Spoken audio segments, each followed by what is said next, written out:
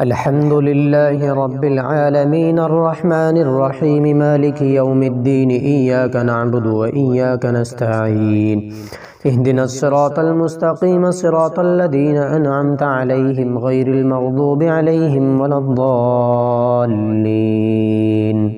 أفمن يعلم أنما أنزل إليك من ربك الحق كمن هو أعمى إنما يتذكر أولو الألباب الذين يوفون بعهد الله ولا ينقضون الميثاق والذين يصلون ما أمر الله به أن يوصل ويخشون ربهم ويخافون سوء الحساب والذين صبروا ابتغاء وجه ربهم وأقاموا الصلاة وأنفقوا مما رزقناهم سرا وعلانية ويدرؤون بالحسنة السيئة أولئك لهم عقبى الدار جنات عدن يدخلونها ومن صلح من آبائهم وأزواجهم وذرياتهم والملائكة يدخلون عليهم من كل باب سلام عليكم بما صبرتم فنعم عقبى الدار والذين ينقضون عهد الله من بعد ميثاقه ويقطعون ما أمر الله به أن يوصل ويفسدون في الأرض أولئك لهم اللعنة ولهم سوء الدار الله يبسط الرزق لمن يشاء ويقدر وفرحوا بالحياة الدنيا وما الحياة الدنيا في الآخرة إلا متاع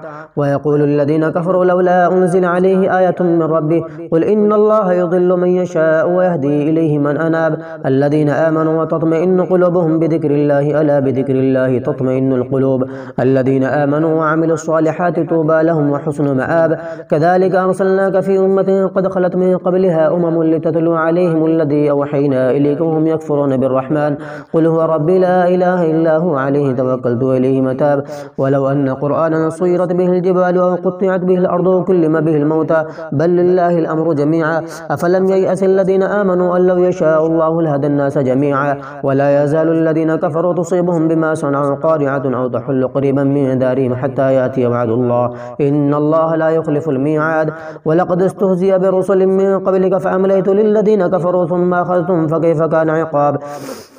أفمن هو قائم على كل نفس بما كسبت وجعلوا لله شركاء قل سموهم أم تنبئونهم بما لا يعلم في الأرض أم بظاهر من القول بل زين للذين كفروا مكرهم وصدوا عن السبيل ومن يضلل الله فما له من هاد لهم عذاب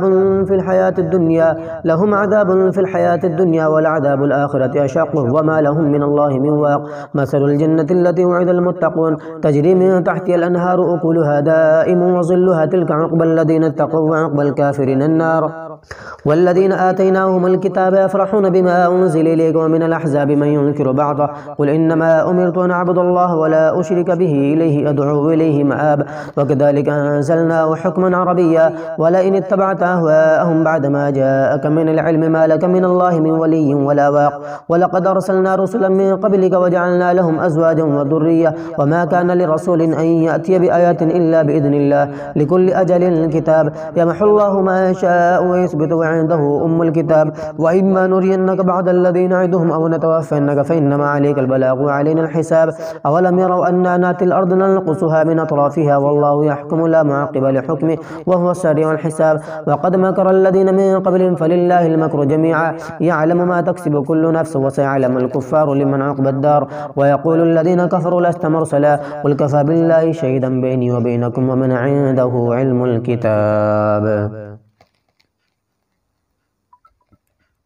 الحمد لله رب العالمين الرحمن الرحيم مالك يوم الدين إياك نعبد وإياك نستعين اهدنا الصراط المستقيم صراط الذين أنعمت عليهم غير المغضوب عليهم ولا الضالين